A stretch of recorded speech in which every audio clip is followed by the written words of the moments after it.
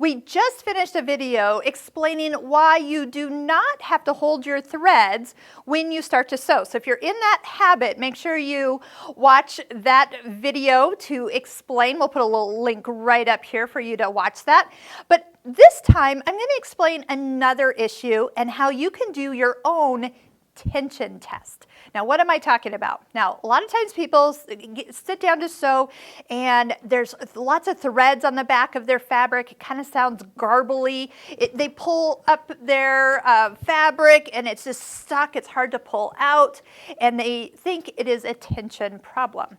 So here's the thing. It is not a tension problem most of the time. If you've got those big loops of thread on the back of your fabric, well, thank goodness, they're super easy to take out, by the way. You just give your fabric a haircut, done. It just pulls out and you can start again. You do need to re-thread the top of your machine.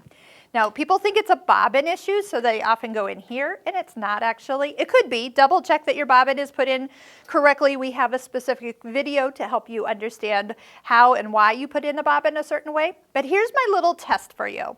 Right now, the presser foot is up. When you thread your machine, your thread goes down this first groove. Inside there, and you really can't see it, are two discs. When the foot is up, the discs are open, and they are the tension discs. And when the foot goes down, the tension discs close on the thread. So if your thread is not deep enough in here and it closes, then the thread is not tight. So here's how you can tell. Take your needle thread. With the foot up, it should pull out fairly easy. When the foot is down, tight. This is the tension test I always have people try if they're having trouble. Oftentimes people will lower it and go, oh yeah, it's just as loose as when it's up. Well, that means that they haven't threaded it correctly.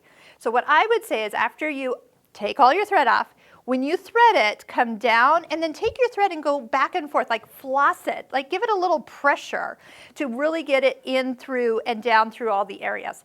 And lower the presser foot, you can do the little test. Oh yeah, I got it in there because it's nice and tight when the foot goes down.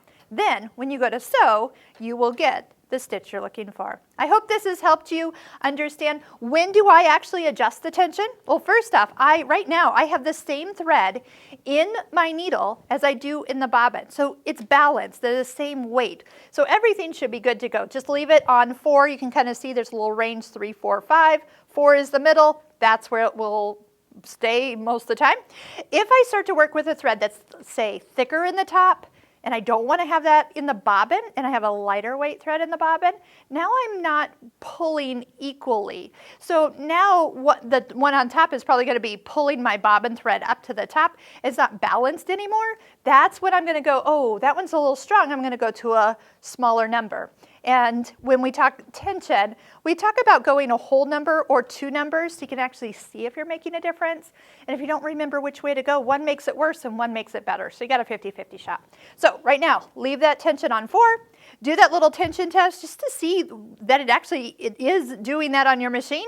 It's kind of nice to know that and you're like, oh yeah, that makes total sense. And then check out that video on why you don't have to hold your threads when you start to sew. I hope this has been helpful. If it has been, make sure you click subscribe and like for all of our videos that we do on the Singer sewing machines. Happy sewing!